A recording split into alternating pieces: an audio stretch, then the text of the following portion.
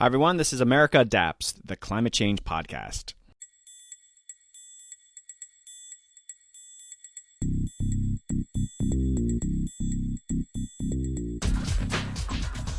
Hey, Adapters. Welcome back to the podcast. First off, I need to acknowledge what's going on around in the world. Yes, we are in the middle of the coronavirus pandemic. I haven't released an episode in a month as we're all figuring out what this new reality is like. But I wanted to get back into publishing content, hopefully to give you guys some listening material as we socially distance. And I'm very excited about the guest for this episode, climate legend Christiana Figueres. Christiana came on to talk about her new book, The Future We Choose, and her role as the chief architect behind the Paris Climate Accords. You've heard me talk about the Accords as being one of the greatest achievements in human history. Well, we get to hear from someone at the center of making all that happen. Christiana also talks about dealing with climate change in the age of coronavirus and what happens if we have a new president in November. What does that mean about the United States getting back into the Accords? We also talk about the legacy of her father, Jose Figueres Ferrer, the former president of Costa Rica and who famously abolished the national military. Christiana has some amazing stories as she reports in from Costa Rica. Okay, upcoming episodes. Next up, I have Dr. Linda Shai from Cornell University coming on to talk about adaptation and equity and urban planning. You've heard me talk about going to Massachusetts and North Carolina to record a couple of episodes. Well, that has changed. I'm still going to tell those stories, but I'm talking with those folks about the best way forward, but still be on the lookout for those episodes. Okay, I want to mention the work I'm doing with Simpatico Studios. Many of you are probably wondering what this is all about. I've talked to some of you. I've been able to connect with some of my listeners around this topic. I'm going to be hosting live talk shows on Simpatico TV. So Simpatico Studios is a new software television company that produces live stream talk shows about important business and social problems, policies, and innovations. I will be anchoring appropriately the Climate Adaptation channel, a whole channel dedicated to adaptation, where I'll be interviewing academics, policymakers, journalists, researchers, and climate adaptation professionals just like yourself. I've already done nearly 20 pilots with many more in the pipeline. I'm chatting with people from all over the world around every adaptation topic imaginable. Our television shows will be live streams, meaning you can interact directly with me, my guests, and other community members in the chat room during the interviews. Okay, so Simpatico is an invite-only professional network, and I'd like to personally extend an invite to all adapters interested in joining a community of peers. Also, if you're interested in just checking it out and potentially participating in a particular pilot episode in the chat room, reach out, let me know, and we'll give you some sign-in information. Also, I'd like to invite adapters to join me on as a guest in these pilot episodes. We are reaching out to experts, but we also have an opportunity for you to reach out to us. I've already done some interviews with some of my listeners, which is really fun for me. If you have a specific problem, policy, best practice, product, or program that you'd like to highlight to your peers, we're ready for your debut on Simpatico. Videos from all the episodes are professionally produced, and you can use them on your own website and social channels like YouTube or put them up there on LinkedIn. And if you are looking for opportunities for remote working, Simpatico is definitely something you should look into. Okay, if you are interested in sponsoring a specific podcast or having me speak at a public or corporate event, please reach out. Obviously, I won't be traveling anytime soon, but hopefully when this is all over, we can try to go back to some semblance of normalcy, and speaking will be part of that. I share stories from the podcast and my own experiences in adaptation. And if you're thinking about starting your own podcast, I'm doing some podcast consulting. You can contact me via the website americaadapts.org. And stick around until the end of this episode and hear about a new educational app I'm involved in called Lyceum.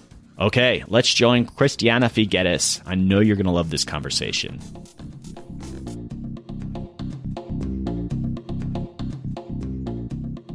Hey, Adapters. Today I have a truly exciting episode. I'm talking with Christiana Figueres. Christiana was the executive secretary of the UN Framework Convention on Climate Change and is a founding partner of Global Optimism, a purpose-driven enterprise focused on social and environmental change. Christiana also just published a book we're going to talk about, The Future We Choose. Christiana, I keep mispronouncing your name. I apologize. This is a huge honor, and I'm thrilled to be hosting you. Welcome to the podcast. Thank you, Doug. Thank you. And first of all, congratulations that you have properly pronounced my name with a Spanish accent that clearly denotes that you spent time in a Spanish-speaking country, perhaps even Costa Rica. And also, congratulations, the title that I used to have of executive secretary of the Climate Convention is is quite a mouthful. And so congratulations for being able to put that one across as well. Well, just, to be perfectly honest, I was looking at the list of things that you do and you're still involved in. I'm like, okay, how do I introduce you? There's just so much here. And it's also a challenge to organize my day, as you could imagine. I imagine.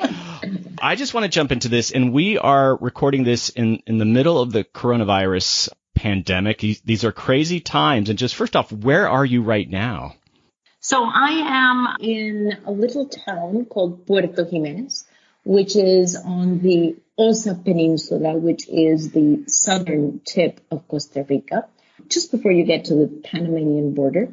I'm in this little town called Puerto Jimenez. Used to be, strangely enough, a gold mining town. So odd to even think about that. We used to mine gold in the river, but now Puerto Jimenez is very much like many other places in Costa Rica. It's an ecotourism center. And I am here just 100 meters from an absolutely gorgeous beach, palm lined. And I go out at 5 a.m. and see the sunrise. And I have seen very few human beings, but many, many red macaws. What can I say? Boy, I am jealous. I'm visualizing it right now. They're in mating season. The red macaws are in mating season, so they make a racket. So how's the population doing down there? Is it healthy, the macaw population?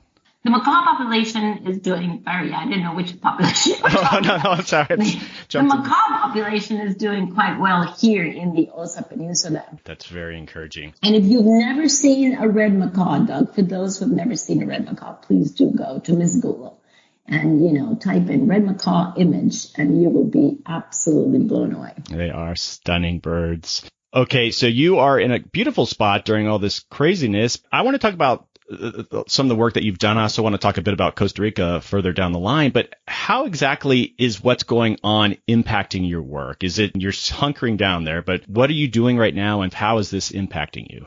Well, obviously, all of us are hugely impacted, right? The first impact is just stopping all kinds of transport, whether it's land or air. I have just released the book that you mentioned, and I was supposed to be on a book tour. And that, of course, was cut short. I did the book tour in New York and Washington, then in London, then in Australia. And then I was supposed to do several countries in Europe and the west coast of the United States, and that's all been put on hold. And obviously now working from here with colleagues that are all strewn around the world means that we have to be very mindful of each other's ability to organize timing and conference calls. And so all of us are living the constraints of transport. But I have to say, Doug, I am so grateful and so moved by what has emerged because of that constraint. And I've always thought that constraints bring opportunities. I always think that a carbon constraint brings many opportunities. But right now, we have a mobility constraint. And what that has done is it has moved us as humans. It has moved us into a space of, and we use the term endless abundance in our book, in a space of endless abundance of ways in which we are communicating with each other, in which we're showing solidarity and appreciation for each other that I had never experienced before. Here in my own little Costa Rica, right, we have some patients from COVID-19 in one particular hospital, and it has strained the hospital. Well, you have no idea how many people come out at night and just stand in front of the hospital and applaud onto the building. Wow. Because they are expressing their appreciation for all of the health workers who are just working so hard to keep that hospital going and to contain the spread of the virus and keep those people alive and bring them back into health. It's just beautiful to see, and how many beautiful expressions of solidarity. Young people offering to go shopping for the older people who they had never even met, all despite the fact that they are neighbors and bring their groceries to their door and make sure that everything is antiseptic. I mean, just on and on. How many free courses are now online of everything that you could possibly want, from, physical movement, yoga, tango, Zumba, meditation, to all kinds of skills that people may want. I mean, it is just beautiful done. It really is. And yes, it's difficult to be physically isolated, but that doesn't mean that we're in human isolation. And the human connection that is just blossoming everywhere is wonderful to behold. I hope you consider the podcast, and I think that's probably what some of your promotion people are thinking, that the podcasts it's taking place of your book tour. If you can't go there in person, it's not the same, but here's a chance to talk to a lot of people. Get the word out on what you're doing. No, definitely. Definitely. And, we have our own podcast, and thank you for inviting me on this one. We have our own podcast called Outrage and Optimism. So we are discussing interesting things over there, also the nexus between climate and coronavirus. But more than anything, we are trying to focus on how are we as humans going to come out of this crisis better prepared to deal with all other crises that we still have ahead of us. And, as long as we engage quite intentionally and consciously in strengthening those skills that we are exhibiting now, we're going to be in a much better place. On that note, I want to talk about the Paris Climate Accords, and you were the architect behind that. I can't stress enough how important your role was, and I want to thank you. But what's happening now? That, 2015, that was this momentous occasion. Now that we have coronavirus, and now that we've had 5 years passing, what's the status of that? How are countries doing? Well, the status of that is quite different today than it was a month ago. Yeah. Because the fact that we have cut down transportation to the bare minimum and only to the very, very essential transport means that we're having way fewer emissions from transport. The fact, and we've cut down certainly land transport, local transport, international air transport, everything is cut down, as well as many non-essential industrial centers have been closed down, so they're not emitting. And so both from a global perspective of emissions that are going up into the air, they are well down. Certainly in China, I think that's the record that we have seen. China's emissions are way down. But also local pollution, right? We have seen reports that canals in Venice are clearing up, that the air is cleaning up in most cities, that all kinds of animals are actually now coming closer and closer to the urban centers. So in terms of local environment, that is also going through a period of healing. So both the global and the local is going through a period of healing. Now, the concern about that, while we can be grateful for that, we also have to understand that that is not the way that we would want to regenerate nature, because it is coming at a very high cost. It is coming at a cost of human lives. It is coming at a cost of human health. It is coming at a cost of economic recession, probably, which is going to cause a huge amount of economic pain, especially on those who are most vulnerable. Yes, there is evidence that from an environment point of view, we're doing better with coronavirus than without, but this is not the way that we would want to go. And I think the important thing here is to figure out very quickly, so what of the behaviors that we've been able to change practically overnight, what of those behaviors can we actually maintain that are going to help us keep a better quality of the environment, both local and global, but also a better quality of life for ourselves.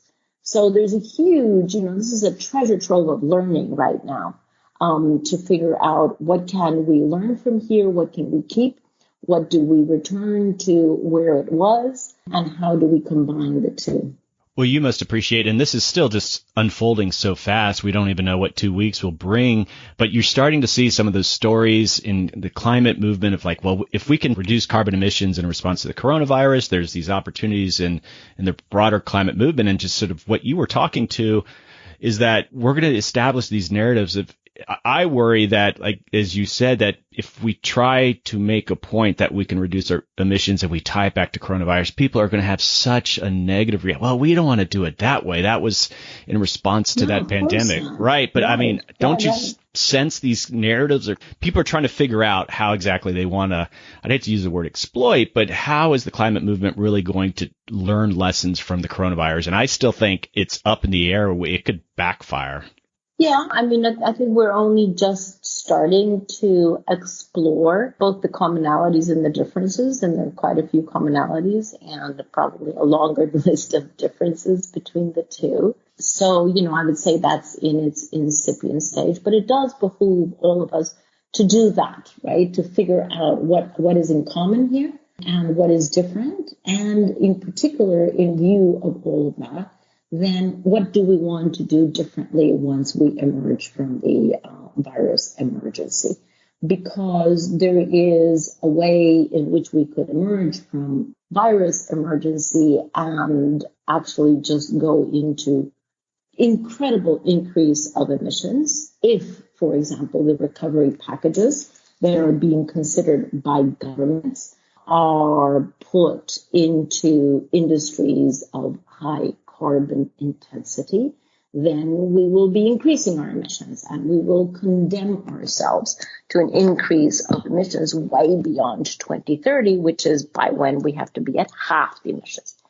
If, however, those recovery packages and those stimulus packages are done both in terms of recuperating economic activity, but also making sure that this is the point at which, the inflection point at which we recuperate not just economic activity, but we actually unleash green economic activity, then actually we have a head start.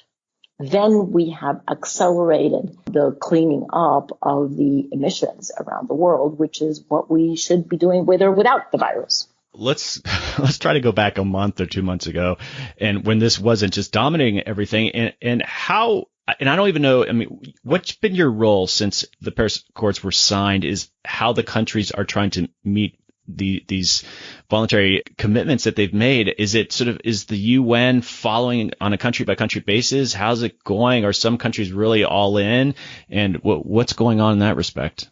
Well, in 2015, almost all countries of the world, just a few that were at war, did not come forward, but almost all countries of the world came forward with something that we call their nationally determined contribution, which is every country went home and did a broad consultation with all their sectors to figure out how could they contribute to the global need, which is reduction of emissions, by focusing on their own interests and targets, their own sustainable development vision, where they wanted to be over the next 10 to 20 years. Based on that, on their national needs and their national vision, then they came forward and they registered under the Paris Agreement what we call the nationally determined contributions, which is each country's national and individual contribution to the global need. But we also knew that once all of those came forward, that would not be enough to do what science was telling us we needed to do, which was to be at net zero by 2050. That was already very evident. So built into the Paris Agreement is a 5-year cycle of revision of what has been done over the previous 5 years, and then again, in the face of improved technology, shifting capital, and improving policies, each country should come forward with a new national contribution. And so that occurs on a 5-year basis. And 2015 plus 5 is 2020 in Costa Rica as well as in Arizona. Right. And so therefore this year is the year at which in Glasgow, that is currently scheduled to host the conference of the parties of the countries that are part of the climate convention. All countries should come forward with their new revision, their updated contribution. And so that's where we were when the coronavirus hit. We were already over 100. I think I've lost count now, but I think it was about 111 countries that were ready and had already informed that they were preparing their new contribution and they would be, presenting that at the end of this year. So that's where we were when this coronavirus hit. Now, of course, everything needs to be recalibrated. The United States famously, I don't think we've technically pulled out. I think that might be November, but it was really just disastrous news and an unthoughtful moment. What does that mean for the rest of the agreement? Countries, I guess, can pull out, but the U.S. is obviously one of the, I think, two biggest polluters. I guess your work and how is the whole community there? How do you respond to that when the U.S. is officially pulling out? The U.S. will officially pull out the day after the U.S. elections. Sadly, Trump announced several years ago that he was pulling out without having read the Paris Agreement, which if he had read it or if his advisors had read it, would have been pretty clear that that's not something that you can do overnight. There have to be certain periods respected. So the first day in which the U.S. can actually pull out is the day after the election. And we fully expect them to do so independently of whatever the results of the election are. No one should be surprised. I hope we don't have any journalists coming up, and all of a sudden say, oh my God, the U.S. pulled out. I mean, we have known that they were going to do that on that day. We can probably even predict the time we'll do it for 3 years now. So, there's no need for crisis or pretending that this is breaking news. So the United States will pull out. Fine. The rest of the countries, most of them, assuming that things return to more or less normal, and we don't know that, but the rest of the countries would register their new commitments. Again, unknown what's going to happen now with the virus. But the interesting thing, absent the virus, the interesting thing is that the United States economy has continued to decarbonize with or without the federal government because of a couple of reasons. Because most of the measures that are implemented that have an emission reduction impact are actually measures that are state-driven or some of them even city-driven, not federal. And there are the largest states and the largest cities continue to decarbonize because they understand that's the way to build a better city or a more robust economy for the state. And so they have just continued along that path. They're also getting ready for a decarbonized economy globally. And they totally understand that if they want to be competitive, and this is the reason why China's decarbonizing, if they want to be competitive in a decarbonized economy, they better have decarbonized products and services because increasingly, no one wants to buy high carbon assets and goods and services. 60-something, I think it's 65% of the U.S. economy continues to decarbonize. And it's actually quite possible that the United States will, despite what comes out of the federal government, will actually comply with what it said it was going to do 5 years ago. And furthermore, Doug, let me remind us all that the long list of countries that have decided they're going to pull out of the Paris Agreements remains a whopping one. There's no other country that, has followed that dubious example. So here's a scenario, and this is those who want the U.S. to get back in. Let's say it's Joe Biden, and he wins the election, and the day that Trump is still president, because it takes 2 months before you get rid of the president, Biden announces even before he has officially become president that he's going to jump back into the Paris Accord. Can we literally do that? And would you welcome us with open arms, or is there a long process again to kind of get back into things? How does that work? No. It's a very quick process. Trump will withdraw the United States through executive decree, and then he sends a letter to the United Nations headquarters in New York, and then it's done. And at the moment in which there's a new president with a different opinion about the future of the United States, he does exactly, or she does exactly the same thing, a presidential decree or executive order, and a letter to the United Nations. So no, that can be done within 24 hours. It's not complicated. And there is a sizable part of the economy of the United States, as I said before, that is actually preparing for that moment and preparing for the dovetailing of the United States back into global efforts. Oh, let us hope that's what happens this course of events.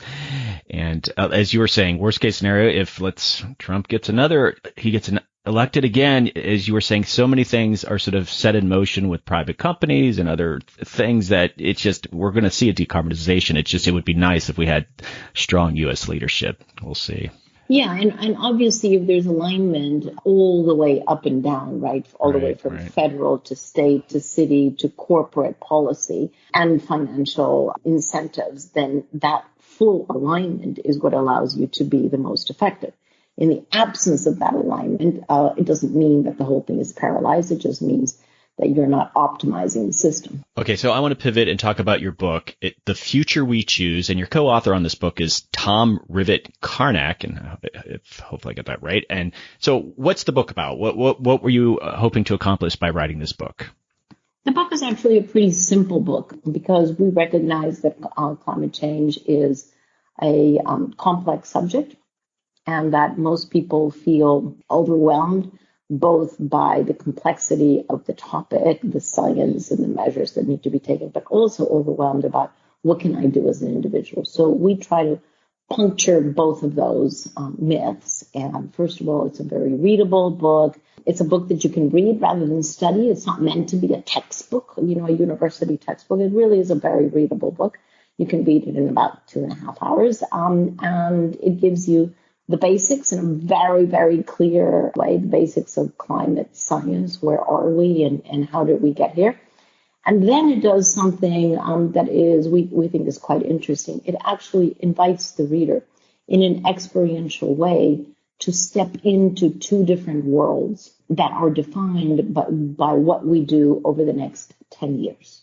So if over the next 10 years we're able to reduce emissions to 1/2 of where they are today, then we can step into a world, we open the door to a world that is demonstrably better world than even the world that we're living in today. It's a world that has clean air. It's a world that has been regenerated. The oceans are regenerated. The forests are regenerated.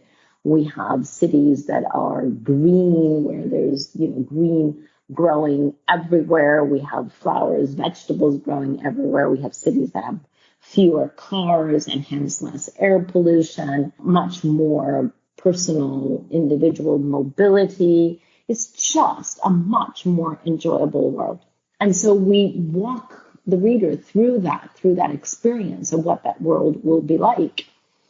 And then we compare that to the world that we don't want, the world that is of increasing pollution and it leads to conflict because we will be fighting over, with increasing heat, we will be fighting over food, land, and water. And that's going to mean forced migration because people will have to leave their land in order to survive. And that forced migration, which will, against which the migration that we've seen in the past 5 years just pales in comparison to the global migration that we could see under those conditions. And that would lead to, obviously, to conflict and political upheaval like we have never experienced before. So it's a pretty clear choice. Which world would you like to live in? And, the world that we describe is not the world in the year, 3000. No, it's the year 2050. So most of us will be alive, and certainly all young people will be actually at their prime of life. And so it's very, very quick. This will happen very quickly. We tend to think that these global issues take forever. They don't. As we have learned from coronavirus, things can happen very quickly. And this will also happen very quickly. So it's a choice. What we're saying with this is it's a choice. Wake up, because we have to choose over the next 10 years. We're choosing between those two worlds. And then we go through, how do we turn up here? What are the mindsets that we can cultivate in order to make the right choice? And of course, then very concretely, the actions that we can all contribute. But from an individual point of view, I mean, yes, governments have to do their thing. Yes, corporations also, but that doesn't exempt the individual. I really love that structure of the two choices and such. But as you know, there's a lot of research going on, the mindset of people around climate change. Why do people behave in certain ways?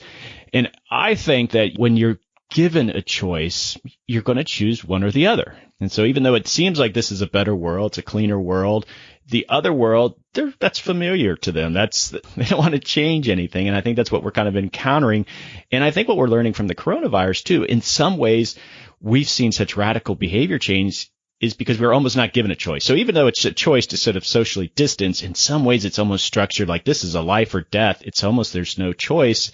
And I just wonder if that's what's going to take with climate change. And I don't think we're ever going to get to a point where you need to stay indoors. But I guess that's what I struggle with, is the notion of like, are people going to make the right choice, even if it seems so obvious? And there's just the psychology there. Yeah, I mean, the reason why the choice to stay indoors has been obeyed, or, the regulation or the choice, whichever way it goes, has actually been followed so broadly, is because we perceive of the virus as being an imminent threat. And I think that's the challenge with climate, right? The threat is much greater, much, much, much greater. The number of deaths that we will have with the virus are nothing compared to the number of deaths that we will have with unabated climate change. And the level of generalized suffering and malnourishment and destruction of infrastructure is just beyond anything that we are experiencing now with the virus. But the threat is not as imminent. That's the trick, right? What we have learned here over the past few weeks is that if the threat is perceived to be imminent, which this one is, then we humans are willing and able to make behavior changes overnight, very quickly, with huge sacrifice, right? Because this of being within four walls is not easy for humans who are innately social. So yes, we have moved to very, very different behavior very quickly because of the immediacy of the threat. And that is not so with climate change. That, the 10 years that we have there to make this choice is, to put it mildly, is 10 years longer than the few days that we had here to make those changes. So yes, I agree with you. There's the challenge. I think just to me, two of the primary reactions to all this is like there's the fearful reaction, but then as you mentioned earlier, there's this great sense of responsibility that we got to do something together here. And, you talked about people volunteering to do things, and this even social distancing, there's a sense of responsibility. Even though I might not get it, I don't want to give it to someone else. And I hope we in the climate movement that will spend years kind of researching what really provoked and what encouraged that, not the fear side, but the sense of responsibility for this greater good. Hopefully that'll be an actual concrete lesson that we learn from this. Yes, exactly. Hopefully. And I just want to say regarding the book, and I get climate books in all the time. And to be honest, I think when you read these books, especially you're in that space, there's this sort of diminishing returns on what you get. But I think your book was fantastic. I really enjoyed reading it. And what occurred to me when I was reading it too is that I think, you read these things, but what it did for me is that, there's sort of a mentality that people in the climate space get, and you kind of get discouraged. And I thought it did a nice reboot of thinking about this issue. So I just want to encourage my listeners, if you're in the space, it was sort of a new mindset around it. And yeah, I think you've done a really great job. It's not a long book. Like you said, it's a book that you can read pretty quickly. But if you're looking for a picker-upper, especially if you're in the climate space, I thought you guys have done a fantastic job. Yeah. Oh, great. Thanks, Doug. Thanks. Yeah, and I just don't do a lot of reading as much as I should on these things, but I'm like, wait a sec, I didn't think about it that way. And if you're in here, this space, you just keep reading articles and books, and it just seems like, did I learn anything really new? And yeah, a reboot of the mind is, I think, really necessary for a lot of us in this space. So thank you for that. Oh, well, wonderful. I'm glad that's the way it arrived, because that's the way it was intended. Are there any final points to the book that you would like to bring up? It takes you through what you described, but at the same time, there's a whole section on like what actions that you can take in the short term and the midterm to the long term. And I thought that was very clever too. And honestly, it's not that difficult, to do this. We always say that we tend to overestimate what we can do in a week or a month or even a year. And we underestimate what we can do in 10 years. So 10 years is more than enough, totally more than enough to be able to be at 1/2 our current emissions by then. Because the fact, certainly at the individual level, we will be replacing many of the high emitting things in our life. We will definitely improve our transport habits. If not before, certainly now after the virus, we will improve that. We will be replacing, all the gadgets that we have at home, the boiler and the whatever if we have, and hopefully windows. So, all of those high emitting pieces that we have, we will replace them. And so we have the opportunity to replace them with something that is just so much more carbon efficient. So honestly, it's not difficult. This is more a mindset shift, frankly, than it is a burden. It's a mindset shift because we have to understand that we are moving toward a decarbonized world. And that is something that we have to normalize. We have to normalize plant-based protein. We have to normalize shared transportation. We have to normalize clean electricity. All of those things should not be, novel experiences, should no longer be innovation. It should just be what we do normally. And we're moving toward that. We just need to accelerate it. I'm not sure if you understand, like my podcast, most of the time I focused on adaptation and how adaptation. Right. So it's how, and that's who I talk to. I talk to scientists, journalists, policymakers. I'm actually going to be talking to Judge Alice Hill after I talk with you today. And I'm not sure you've crossed paths with her. She just wrote a book too. These are the sort of people I mainly talk to. And I'm just curious your thoughts and your own involvement with the Paris Accords. It seems like adaptation for the longest time was forgotten stepchild, but I think that in Paris, there was the first real attempt to sort of elevate the issue that we're not going to obviously ignore the carbon mitigation side, but adaptation really is kind of coming to its own. And I'm just curious, what are your thoughts on that? And how did you see that kind of unfold? Yeah, I mean, I always, thought of adaptation as being the Cinderella piece of the convention, because the convention itself, even before the Paris Agreement, is built on both adaptation and mitigation, obviously. But we collectively as a community did not give as much attention, as you say, to adaptation as we did to mitigation. We gravitated toward mitigation first, I think, Doug, because we were more able to develop business models that made adaptation easier to understand and certainly more financeable. And adaptation is, I think, more difficult, because it tends to be more localized than global. You can put basically, wind turbines wherever in the world there's a decent wind regime. And, many of the other mitigation measures are pretty similar to that in that characteristic.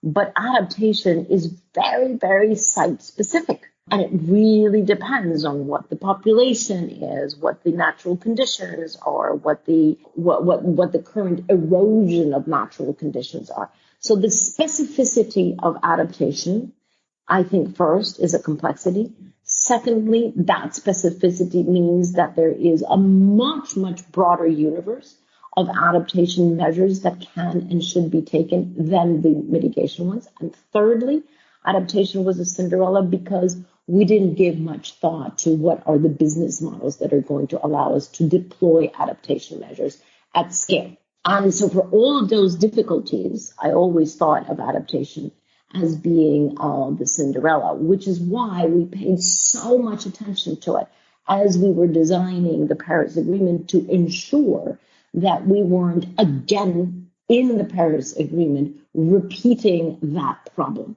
that we weren't again putting mitigation above adaptation. And honestly, I think the one compelling argument that finally landed that was the argument that we kept on using by saying, look, let's be honest here.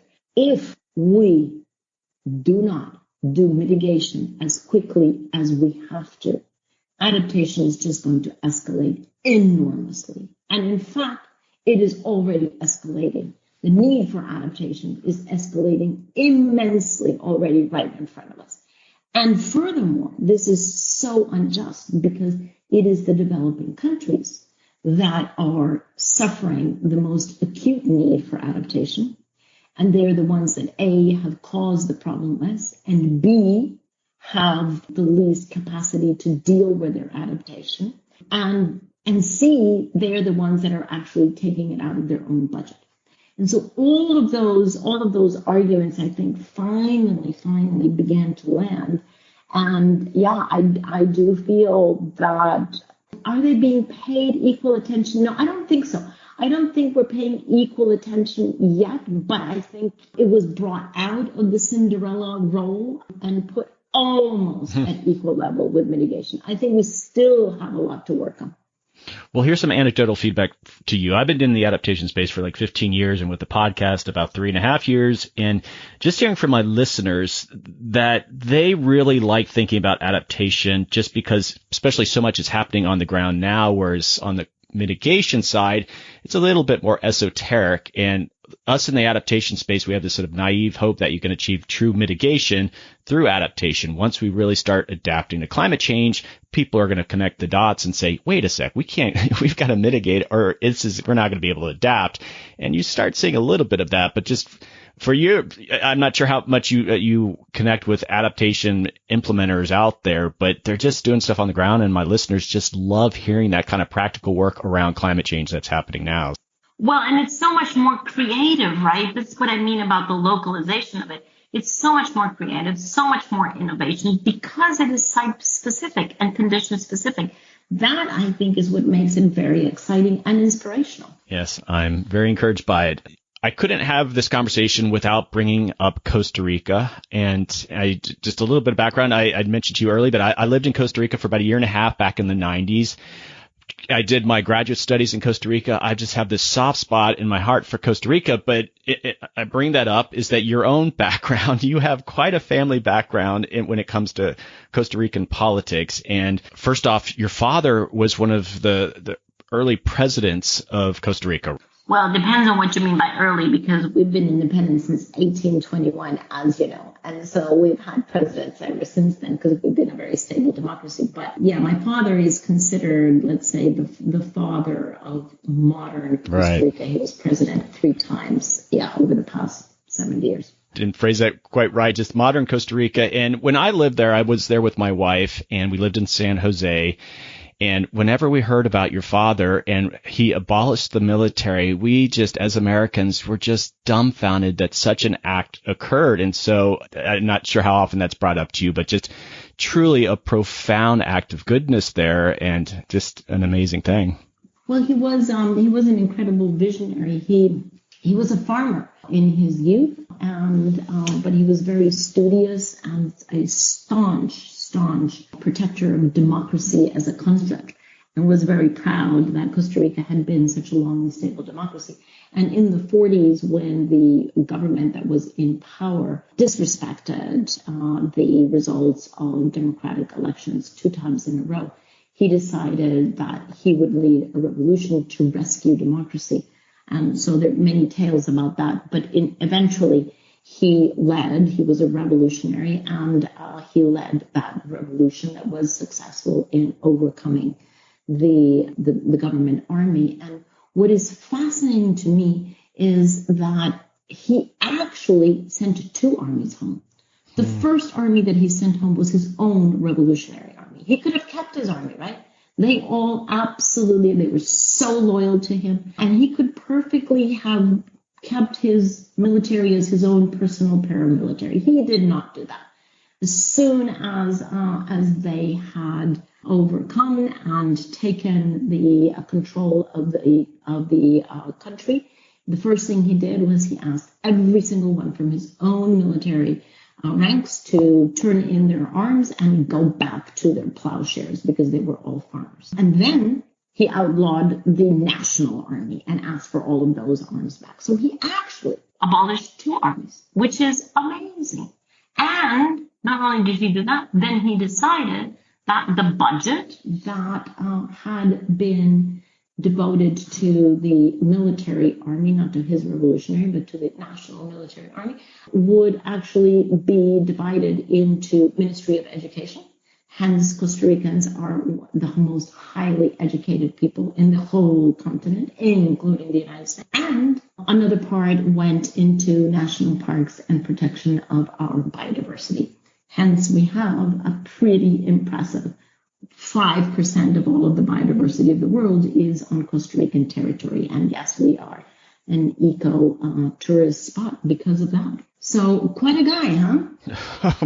I get chills hearing that, and I got chills when I read it when I lived in Costa Rica. I was just amazed. And doing my background on you, I saw that when I lived in Costa Rica, your older brother was actually president of Costa Rica. This was like 95, 96. Does that sound right?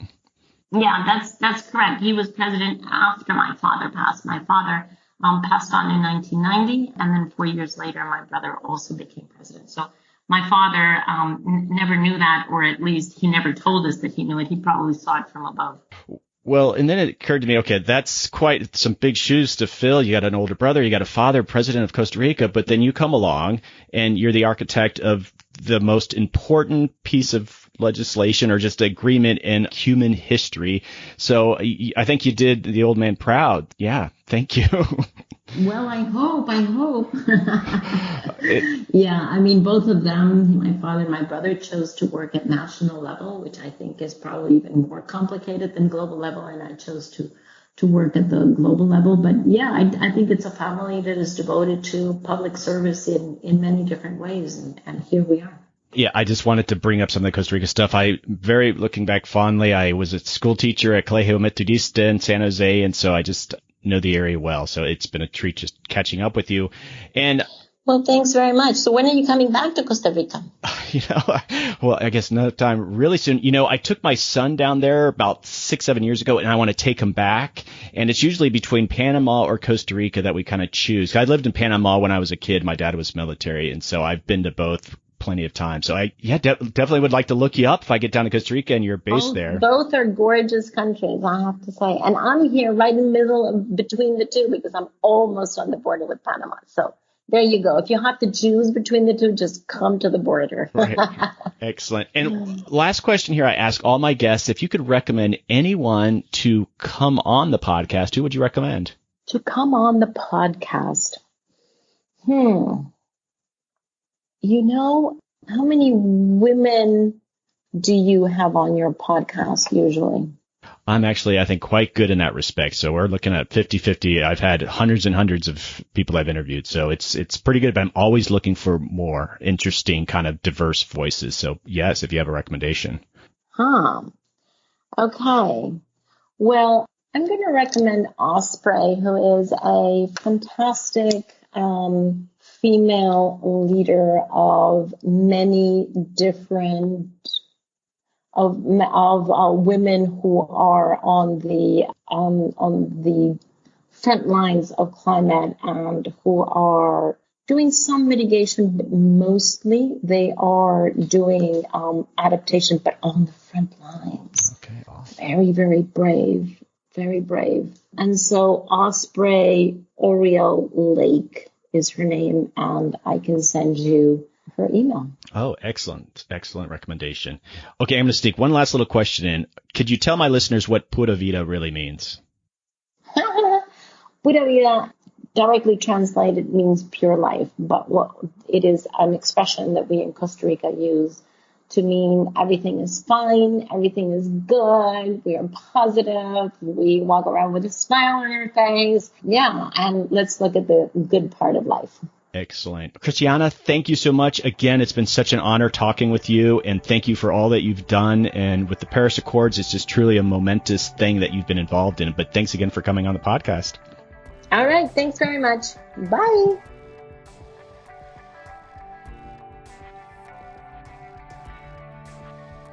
Okay, adapters, that is a wrap. What a fantastic conversation. Thanks to Christiana for coming on, and congrats on the new book, Pura Vida Indeed. I'm encouraged that other countries are taking the climate accord seriously, and I'm hopeful that when the U.S. regains its sanity, we'll be back on board and actually leading on this issue. I know, a big ask. I'm also encouraged by Christiana's advice on dealing with climate change in the age of coronavirus. Out of this nightmare, hopefully there will be some lessons learned on how to engage the public on taking these issues more seriously, meaning climate change. Definitely check out Christiana's book and follow her on social media where she's sharing more of her thoughts. Also, don't forget to check out the Simpatico Studios link in my show notes. Also, I mentioned this earlier. I want to mention a new podcast app I'm collaborating with. Lyceum is an audio platform for the curious and creative to listen, learn, and connect. They seek to create a new culture of learning for the audio age by providing access to the best educational shows, discussion tools to spark great conversations, and easy ways to support the shows you love. Basically, it's an app that has curated educational podcasts, and America Adapt is one of the first that they reached out to when they have launched the app. There is an entire climate podcast series available along with other subjects like history, science. Yes, you name it. It's on there. Poetry, many different types of educational podcasts. So check out the app in the link in my show notes. It gives you more functionality to take notes when you're listening to podcasts than probably your regular podcasting app does. So definitely check it out. All right. Don't forget to donate. America Adapts is a charitable organization. We count on your support. Thanks to all those who have become recurring donors. And don't forget to check out the podcast in the classroom initiative we're doing. I will have an update on this very soon. I've had many professors using America Adapts in their classroom. Consider using it more formally with some discussion guides that have been developed for 10 of my podcasts. You can find those discussion guides on my website at americaadapts.org. Yes, it's a personal mission to get more professors and teachers using podcasts in the classroom. Okay, some final housekeeping. Don't forget to join the Facebook page and the Facebook community group, especially in these crazy times. It's a chance to sort of let your hair down. I know you're out there. We're all socially distancing and most of us cooped up in our homes. So this group is private, but search for America Adapts and ask to join and I will approve you right away. Lots of insider conversations going on there, talking about the coronavirus, but talking about adaptation. And please join that group. And on that note, I love hearing from you. I mean it. You know, you're there, you're sitting at your computer, you're listening to this podcast. Send me an email, americaadapts@gmail.com. I love hearing from you guys. It's led to some collaborations, partnerships, or just let me know particular episodes you've enjoyed. So it's something that helps me weigh in on how I can do my job better. So here you go. This is one of the things you can do is reach out, send me an email, or share the podcast on your social media. That's always good when you're creating some word of mouth around it. So, all right, check out the website at americaadapts.org. Okay, adapters, keep up the great work. I'll see you next time. And don't forget to socially distance. Stay safe and sane.